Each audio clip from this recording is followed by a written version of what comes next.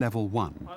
This is the normal level, with minimum appropriate security measures being maintained at all times. Access on and off the vessel controlled, with all persons identified, and the ship's crew and passengers not allowed to disembark without authority. Access to sensitive areas of the vessel limited. The handling of cargo and stores witnessed. Spot checks on access point controls. Regular security patrols. The ship security officer to contact the port security officer at each port of call.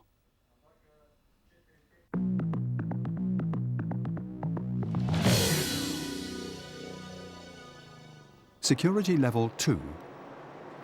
This is a heightened level which requires additional protective measures for a time because there is more risk of incident. Check all deliveries closely, be it cargo or stores.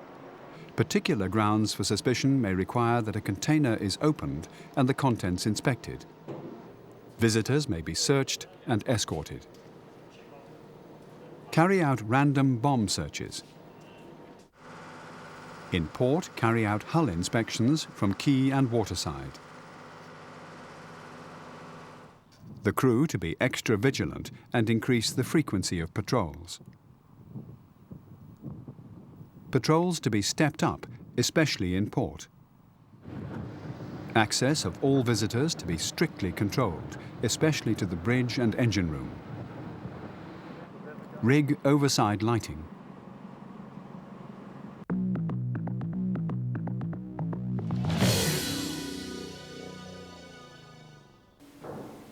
Security Level 3 is termed exceptional.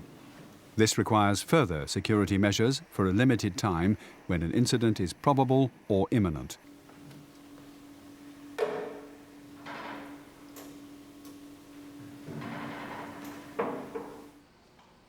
All spaces, including off-duty crew lockers, to be searched. All stores and deliveries checked prior to acceptance. Okay, gentlemen, the ship now is approaching piratical waters. As you know, Crew briefed on seriousness of the situation and requirement for vigilance. Patrols of the vessel to be intensified if possible. Possibly suspending embarkation and disembarkation, halting cargo operations and the delivery of stores. At Security Level 3, the port state control authorities may take control of the situation. The measures applying to your vessel for the 3 different levels of security are set out in the ship security plan. They are there for your protection, and they can help deter those with criminal intent. It is essential that details of the plan itself are restricted to those who need to know. Control the flow of information and restrict knowledge of the cargo to as few people as possible.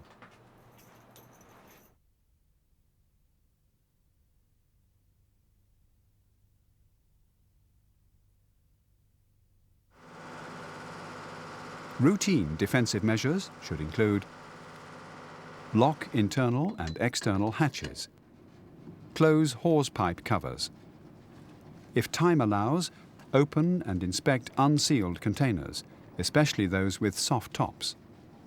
Report any suspicious activity to the ship security officer.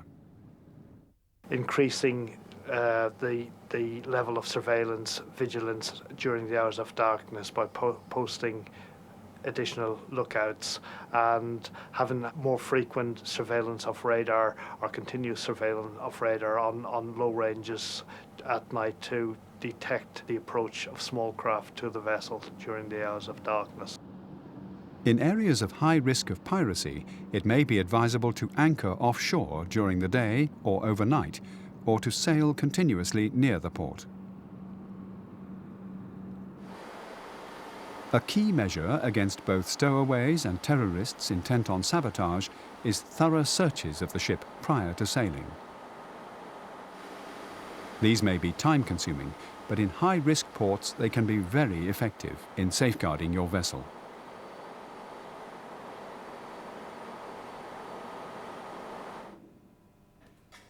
These should be documented so that those searching a specific area know precisely where and what to look for.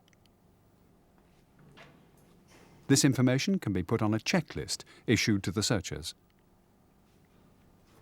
Remember that searches aren't over until they're over. Don't abandon a search once stowaways or suspicious items have been discovered. There could be more.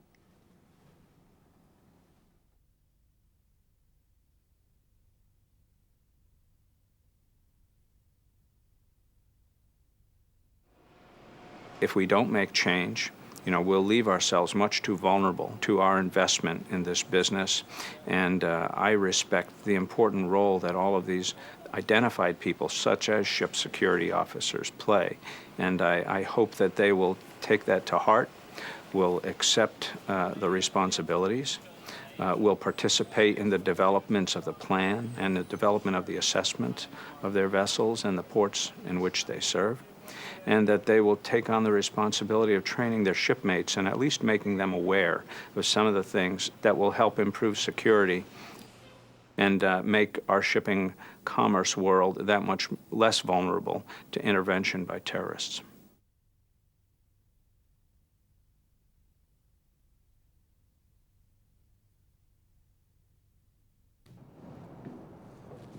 Right, this is the most important access point on the ship, the gangway. Security training is important to ensure that everyone knows their role in both routine and emergency procedures, so that the plan is effective. That's the key phrase. No one who's not authorized must be... Drills should be carried out every 3 months, as specified in the ISPS code, or more frequently where necessary. Preparation is important. Taking part in drills will raise awareness and encourage the taking of responsibility. There are 2 types of drill with which you should be familiar. Searches for stowaways and suspect devices, and boarding attacks by criminals. The notes from the last drill should be reviewed so as to identify what went well, but also what needs to be worked on. A member of the crew could play the part of a stowaway, but the ship security officer must know where they intend to hide themselves. Safety comes first. The crew taking part in a drill should clearly understand its purpose. They should know the potential dangers involved and the safety precautions they should take. After the drill, those who took part should be able to say how they thought it went. Like all drills on the ship, it trains the crew how to react in a particular emergency. With most threats from terrorism or piracy, the actual attack, if it's detected early enough by the vigilance of the crew on the ship, can be limited or even completely negated to force the terrorists to give up because they've been seen. Secrecy is the most important weapon from them, the element of surprise. If that's foiled by the crew being vigilant, we can escape their attentions and perhaps not be the victim of their attack. Now, this needs to be a global solution because it not only affected our country, it affected all of our trading partners. And in fact, nationals from about 90 countries died that day. Today, security in our everyday lives is becoming ever more important, and security at sea is no different. Being alert at all times is an important part of what you can do to improve shipboard security. More information can be found in the training course that accompanies this video.